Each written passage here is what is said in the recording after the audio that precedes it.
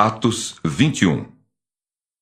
Depois de nos apartarmos, fizemos-nos à vela, e correndo em direitura, chegamos a Cós. No dia seguinte, a Rhodes, e dali a Pátara. Achando o navio que ia para a Fenícia, embarcamos nele, seguindo viagem. Quando Chipre já estava à vista, deixando-o à esquerda, navegamos para a Síria e chegamos a Tiro, pois o navio devia ser descarregado ali. Encontrando os discípulos, permanecemos lá durante 7 dias. E eles, movidos pelo Espírito, recomendavam a Paulo que não fosse a Jerusalém. Passados aqueles dias, tendo-nos retirado, prosseguimos viagem, acompanhados por todos, cada um com sua mulher e filhos, até fora da cidade. Ajoelhados na praia, oramos. E despedindo-nos uns dos outros, então, embarcamos. E eles voltaram para casa. Quanto a nós, concluindo a viagem de Tiro, chegamos a Ptolemaida, onde saudamos os irmãos, passando um dia com eles. No dia seguinte partimos e fomos para Cesareia, e entrando na casa de Filipe, o evangelista, que era um dos 7, ficamos com ele. Tinha este 4 filhas donzelas que profetizavam. Demorando-nos ali alguns dias, desceu da Judéia um profeta chamado Ágabo, e vindo ter conosco, tomando o cinto de Paulo, ligando com ele os próprios pés e mãos, declarou: Isto diz o Espírito Santo. Assim os judeus em Jerusalém farão ao dono deste cinto e o entregarão nas mãos dos gentios. Quando ouvimos estas palavras, tanto nós como os daquele lugar rogamos a Paulo que não subisse a Jerusalém. Então ele respondeu: Que fazeis chorando e quebrantando-me o coração? Pois estou pronto não só para ser preso, mas até para morrer em Jerusalém pelo nome do Senhor Jesus. Como, porém, não o persuadimos, conformados, dissemos: Faça-se a vontade do Senhor. Passados aqueles dias, tendo feito os preparativos, subimos para Jerusalém, e alguns dos discípulos também vieram de Cesareia conosco, trazendo consigo Mnasson, natural de Chipre, velho discípulo, com quem nos deveríamos hospedar. Tendo nós chegado a Jerusalém, os irmãos nos receberam com alegria.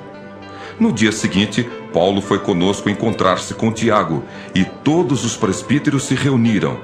E tendo-o saudado, contou minuciosamente o que Deus fizera entre os gentios por seu ministério. Ouvindo-o, deram eles glória a Deus, e lhe disseram: Bem vês, irmão, quantas dezenas de milhares há entre os judeus que creram, e todos são zelosos da lei. E foram informados a teu respeito que ensinas todos os judeus entre os gentios a apostatarem de Moisés, dizendo-lhes que não devem circuncidar os filhos, nem andar segundo os costumes da lei. Que se há de fazer, pois? Certamente saberão da tua chegada. Faze, portanto, o que te vamos dizer. Estão entre nós 4 homens que voluntariamente aceitaram o voto.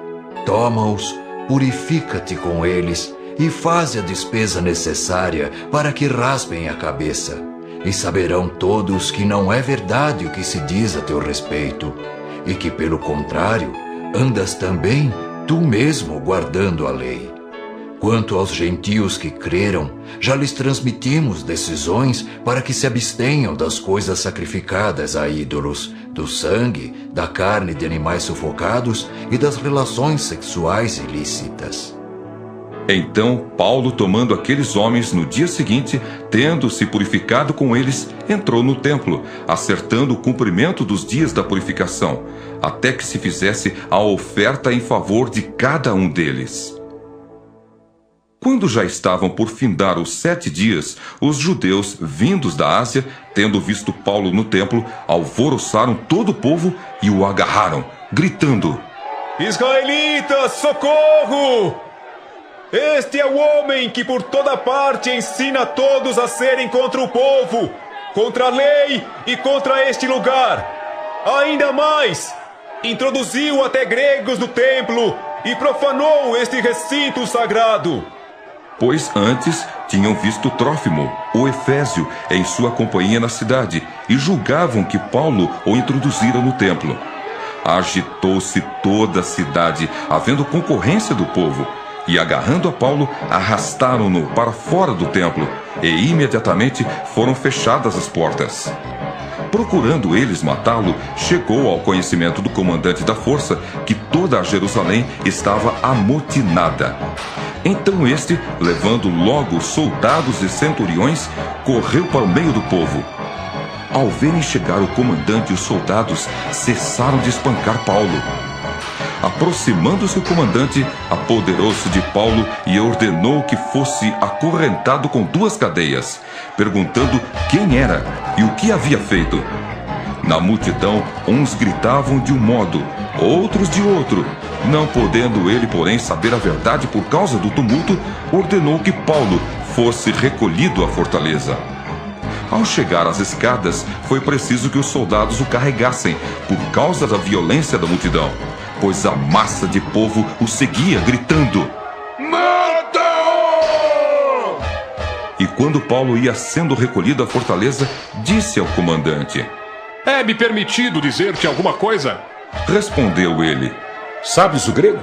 Não és tu, porventura, o egípcio que há tempos sublevou e conduziu ao deserto 4.000 sicários? Respondeu-lhe Paulo: Eu sou judeu, natural de Tarso, cidade não insignificante da Cilícia, e rogo-te que me permitas falar ao povo. Obtida a permissão, Paulo, em pé na escada, fez com a mão sinal ao povo.